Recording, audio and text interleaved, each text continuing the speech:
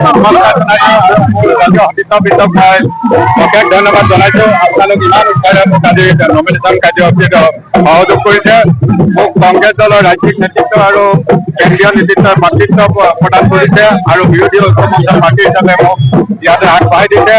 আমি এই হিচাপে অসম জাতীয় পৰিষদৰ সভাপতি মহোদয়কো আমি কৃতজ্ঞতা জনাইছো। ৰাইজৰ দলৰ সভাপতি মহোদয়ক কৃতজ্ঞতা জনাইছো। চিজেন দলকো আমি কৃতজ্ঞতা জনাইছো। আমি সকলোৱে সন্মিলিতভাৱে আগন্তুক 9 তাৰিখে যে নিৰ্বাচন হ'ব, এই নিৰ্বাচনত আমি সন্মিলিতভাৱে সংযুক্ত শক্তিৰে অৱতীৰ্ণ হ'ম।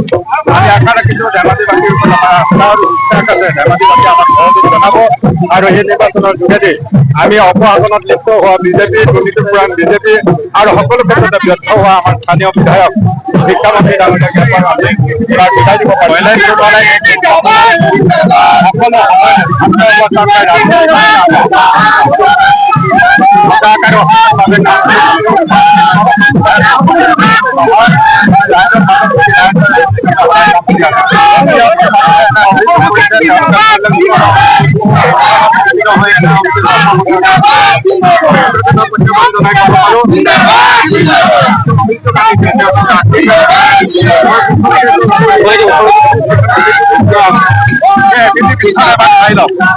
মই নিজেই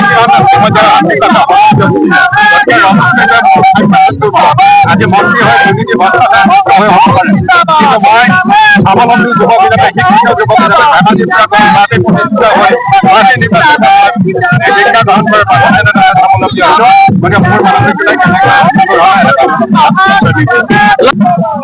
বাইদেউ